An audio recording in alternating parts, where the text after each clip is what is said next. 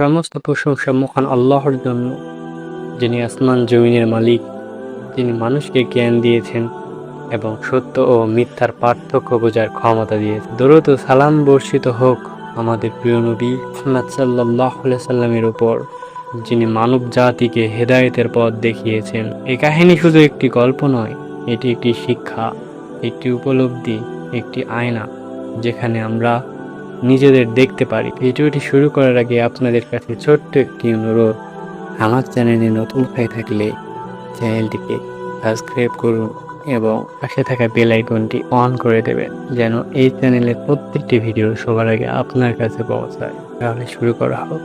আসসালামু আলাইকুম ওয়া রাহমাতুল্লাহ। এক সময়ের কথা, ইসলামের স্বর্ণযুগ। বাগদাদ শহর জ্ঞান, সংস্কৃতি ও ঐশ্বর্যে ভরপুর। বিশাল প্রাসাদ, বস্তু বাজার, পণ্ডিতদের সমাবেশ, সব মিলে এক স্বপ্নের নগরী। এই নগরীর শাসক ছিলেন মহান খলিফা হারুনুর রশিদ। তার ন্যায় বিচার, বুদ্ধিমত্তা ও ক্ষমতার কথা ইতিহাসে আজও উজ্জ্বল। তার পাশে ছিলেন তার প্রিয় স্ত্রী জুবাইদা বিনতে জাফর, যিনি ছিলেন জ্ঞানী, দয়ালু এবং অত্যন্ত প্রভাবশালী। বাগদাদের মধ্যে বাস করতেন এক অদ্ভুত মানুষ, বাহলুল। তার চেহারা ছিল সাধারণ, পোশাক ছিল এলোমেলো আর আচরণ পাগলের মতো, কিন্তু বাস্তবে তিনি ছিলেন জ্ঞানের এক গভীর সমুদ্র। লোকেরা তাকে উপহাস করত, কিন্তু জ্ঞানীরা জানত এই মানুষটি পাগল নয়, এ সত্যের দরবেশ। একদিন ভোরবেলা বাগদাদের বাজার ধীরে ধীরে জমে উঠেছে। বাহলুল এসে বাজারের মাঝখানে এসে পড়লেন। তার সামনে তিনি মাটি দিয়ে ছোট্ট একটি ঢিবি বানালেন, যেন একটি কবর। তারপর হঠাৎ জোরে চিৎকার করে উঠলেন, শোনো সবাই শোনো, আমি জান্নাত বিক্রি করছি। প্রথমে সবাই থমকে গেল, তারপর শুরু হলো হাসাহাসি। এই পাগলটা আবার শুরু করলো, কি জান্নাত কি বিক্রি করা হয়নি? আমাকেও একটা দাও, দাম কত?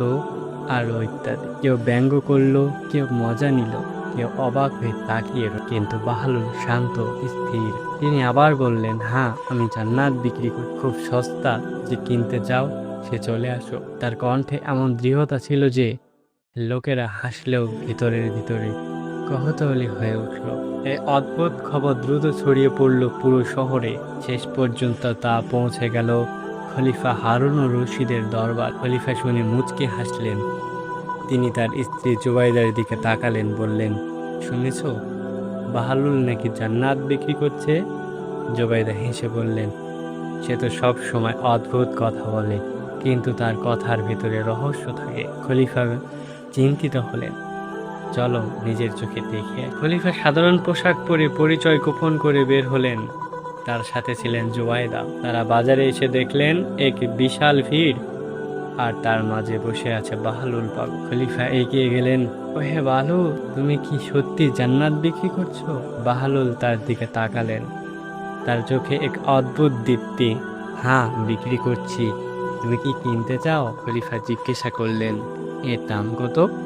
বাহলুল শান্তভাবে বললেন, মাত্র 1 দিরহাম। চারপাশে সবাই আবার হেসে উঠল। জুবাইদা বিস্মিত হয়ে বললেন, এত বড় জিনিস এত কম দামে? খলিফা কিছুক্ষণ চুপ করে রইলেন। তার মনে প্রশ্ন জাগলো, এই পাগল কি সত্যি কিছু বলতে চায় নাকি শুধু মজা করছে?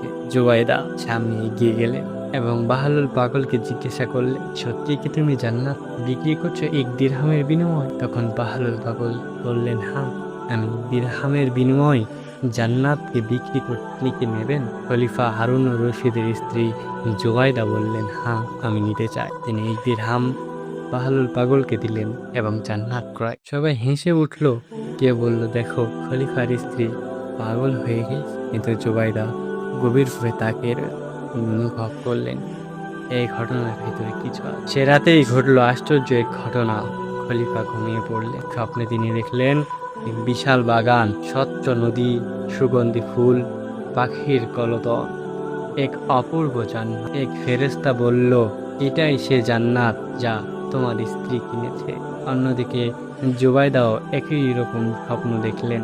তিনি দেখলেন এক সুন্দর প্রাসাদ যা তাদের জন্য প্রস্তুত। বাদশা হারুনুর রশিদ সে জান্নাতের মধ্যে ঢুকতে চাইলেন, কিন্তু একজন ফেরেশতা পথের মধ্যে তাকে আটকালেন। হারুনুর রশিদ বললেন, উনি আমার স্ত্রী, আমি ওর সাথে থাকতে চাই। কিন্তু ফেরেশতা বললেন, তিনি ছিলেন পৃথিবীতে আপনার স্ত্রী, কিন্তু এখন তিনি জান্নাতে আছেন, এখানে আপনার ঢোকার কোনো অনুমতি নেই। বাদশাহ হারুনুর রশিদ অবাক হয়ে গেলেন এবং তার ঘুম ভাঙল। সকালে তারা একে অপরের স্বপ্নের কথা বললেন। দুজনই অবাক। খলিফা বললেন, আমাদের আবার বাহালুলের কাছে যেতে হবে। তারা আবার বাজারের দিকে রওনা হলেন, কিন্তু এবার তাদের মনে কৌতূহল নয়, বিশ্বাস, বিস্ময় এবং এক অজানা আকর্ষণ। বাহালুল কি সত্যি জান্নাত বিক্রি করেছে, নাকি এটি আল্লাহর পক্ষ থেকে কোনো শিক্ষা? এই প্রশ্নের উত্তরে লুকিয়ে আছে বাগদাদের সেই সকালটা ছিল অন্য দিনের মতো নয়। সূর্যের আলো ধীরে ধীরে শহরের অলিগলিতে ছড়িয়ে পড়েছিল, কিন্তু খলিফা হারুন রশিদ এবং তার স্ত্রী জুবাইদা বিনতে জাফরের মনে তখন এক অদ্ভুত আলোড়ন। গত রাতের জন্য তারা স্বপ্নে যা দেখেছিলেন তাদের হৃদয় কাঁপিয়ে দিয়েছিল। জুবাইদা ধীর কণ্ঠে বললেন, হে আমিরুল মুমিনিন, এই স্বপ্ন কি কেবল কল্পনা, নাকি এর ভেতরে কোনো ইশারা আছে? খলিফা গভীর চিন্তায় বললেন, আমি জানি না, কিন্তু বাহালুলের কথার ভিতরে নিশ্চয় কিছু আছে। তারা সিদ্ধান্ত নিলেন আজই আবার দেখা করবেন সেই রহস্যময় মানুষটির সাথে, বাহালুল পাগল। তারা সাধারণ পোশাকে আবার বাগদাদের বাজারে এলেন। আজও ভিড়, আজও কোলাহল, কিন্তু আজ খলিফার চোখে সেই ভিড় আর আগের মতো লাগছে। তিনি যেন খুঁজছেন সত্য অর্থ ব্যাখ্যা। দূরে দেখা গেল বাহালুল আগের মতোই মাটির পাশে বসে নিজের জগতে মগ্ন। খলিফা এগিয়ে গেলেন। বাহালুল তাকালেন, মৃদু হাসলেন। ওহ, তুমি আবার এসেছো। তোমার জান্নাত কি পছন্দ হয়েছে? এই স্বপ্ন শুনে খলিফা জুবাইদা দুজনে অবাক হয়ে। খলিফা বললেন, হ্যাঁ, আমরা দেখেছি এক অপূর্ব বাগান, এমন সৌন্দর্য যা ভাষায় বলা যায় না। জুবাইদা যোগ করলেন, আমিও একই স্বপ্ন দেখেছি, কিন্তু আপনি জানলেন কিভাবে? বাহালুল পাগল তখন বললেন, আমার রব, আমার সৃষ্টিকর্তা আমাকে সব জানিয়ে দিয়েছে। তোমরা গতকাল বিশ্বাস করেছিলে বাচ্চা হারুন রশিদকে।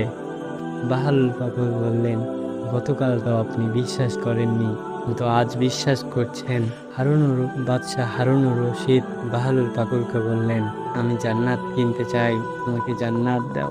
বাহালুল পাগল তখন বললেন, আজকে জান্নাতের দাম 1 দিরহাম না, আজকে জান্নাতের দাম আপনার সমস্ত সম্পদ, আপনার রাজত্ব সব দিলে আমি জান্নাত দিতে পারি। বাদশাহ হারুনুর রশিদ অবাক হয়ে জিজ্ঞাসা করলেন, কালকে 1 দিরহাম ছিল, আজকে এত দাম কেন? বাহালুল পাগল তখন বললেন, কালকে তো আপনি না দেখে বিশ্বাস করতেন, কিন্তু আজকে আপনি দেখেছেন, তার জন্য আজকে এত দাম। যে না দেখে বিশ্বাস করে তার জন্য অল্প দাম। খলিফা এবার বললেন, আমি আরও জান্নাত কিনতে চাই। বাহালুল হেসে বললেন, না, এখন আর সে দামে পাবেন না। এ কথাটি যেন বজ্রপাতের মতো আঘাত করলো। খলিফার মাথা নিচু করে ফেললেন। জুবাইদার চোখ ভিজে উঠল। তারা বুঝতে পারলেন সত্যিকারের বিশ্বাস হলো না দেখে বিশ্বাস করা। আল্লাহর সন্তুষ্টির কোনো দামে কেনা যায়। ছোট নিয়ত বড় পুরস্কার এনে দিতে পারে। জুবাইদা ধীরে ধীরে বললেন, তাহলে কি আমরা সে জান্নাত হারিয়ে ফেলেছি? বাহালুল কোমল কণ্ঠে বললেন, না, যদি তোমরা সেই বিশ্বাস ধরে রাখো, যদি তোমরা মানুষের উপকার করো, তাহলে সে জান্নাত তোমাদের জন্য। এই কথাগুলো খলিফার হৃদয়ে বদলে দিল। তিনি বললেন, আজ থেকে আমি আরো বেশি ন্যায় বিচার করব আর গরিবদের জন্য কাজ করব। জুবাইদা বললেন, আমি আমার সম্পদ মানুষের কল্যাণে ব্যয় করব। এই ঘটনা দ্রুত ছড়িয়ে পড়ল পুরো বাগদাদ শহরে। মানুষ বলতে লাগলো, বাহালুল পাগল নয়, সে আমাদের চোখ খুলে দিয়েছে। অনেক ধনী মানুষ গরিবদের সাহায্য করতে শুরু করলো। মানুষের মাঝে দয়া, ভালোবাসা ও ঈমান বাড়তে লাগলো। কিছুক্ষণ পর বাহালুল হঠাৎ শহর থেকে অদৃশ্য হয়ে গেলেন। কেউ জানে না তিনি কোথায় গেলেন, কিন্তু তিনি রেখে গেলেন এক শিক্ষা, এক উপলব্ধি, এক সত্য। বাগদাদের বাতাসে যেন কিছু বদলে গিয়েছে। সেই দিনের পর থেকে শহরের মানুষ আগের মতনই। খলিফা হারুনুর রশিদ এবং তার স্ত্রী জুবাইদা বিনতে জাফর দুজনই অন্তর থেকে পরিবর্তিত হয়েছেন। আর এই পরিবর্তনের কেন্দ্রবিন্দুতে সেই রহস্যময় মানুষ বাহালুল পাগল। খলিফার দরবারে আজ একই ভিন্ন পরিবেশ। আগের মতো জাঁকজমক থাকলেও এখন সেখানে আছে এক ধরনের নম্রতা। খলিফা বললেন, আজ থেকে আমাদের শাসন হবে শুধু ক্ষমতার নয়, দয়ারও। মন্ত্রিমণ্ডলী অবাক, কারণ তারা আগে এমন কথা খুব কমই শুনেছে। জুবাইদা তার প্রাসাদের দরজা খুলে দিলেন গরিবদের জন্য। তিনি বললেন, এই সম্পদ আল্লাহর দান, এটি মানুষের কাজে লাগানোই আসল ইবাদত। তিনি এত দান করতে শুরু করলেন যে অনেক গরিব মানুষের জীবন বদলে গেল। ধীরে ধীরে পুরো বাগদাদ শহরে এক নতুন চেতনা ছড়িয়ে পড়ল। ধনীরা গরিবদের সাহায্য করছে, ব্যবসায়ীরা প্রতারণা ছেড়ে দিয়েছে, একে অপরের প্রতি সহানুভূতিশীল হচ্ছে।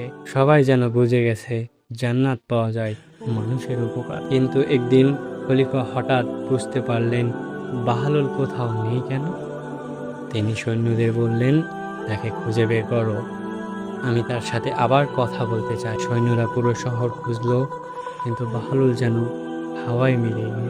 অনেকদিন পর শহরের বাইরে এক নির্জন স্থানে খলিফা নিজে বের হলেন। হঠাৎ তিনি দেখলেন একটি গাছের নিচে বসে আছেন বাহলুল। খলিফা এগিয়ে গেলেন, বাহলুল, তুমি কি আমাদের ছেড়ে চলে গেলে?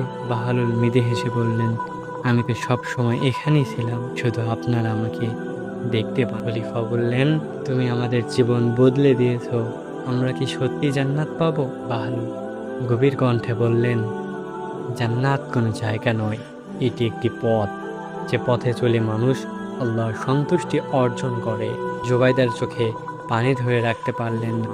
তিনি বললেন, আমরা কি আবার তোমাকে দেখতে পাবো? বাহলুল আকাশের দিকে তাকিয়ে বললেন, যখন আপনারা সত্যিকারে ঈমান ধরে রাখবেন, তখনই আমাকে দেখতে পাবেন। এই কথা বলে বাহলুল ধীরে ধীরে হেঁটে চলে গেলেন। খলিফা তাকিয়ে রইলেন, কিন্তু কিছু দূর যাওয়ার পর তিনি আর দেখা পেলেন। মনে হলো তিনি যেন কখনোই ছিলেন না, আবার সব জায়গায় আছে। তারপর থেকে খলিফা আরও ন্যায়পরায়ণ হলেন। জুবাইদা দানের এক উজ্জ্বল দৃষ্টান্ত হয়ে উঠলেন। বাগদাদ হয়ে উঠল দয়া ও ন্যায়ের শহর।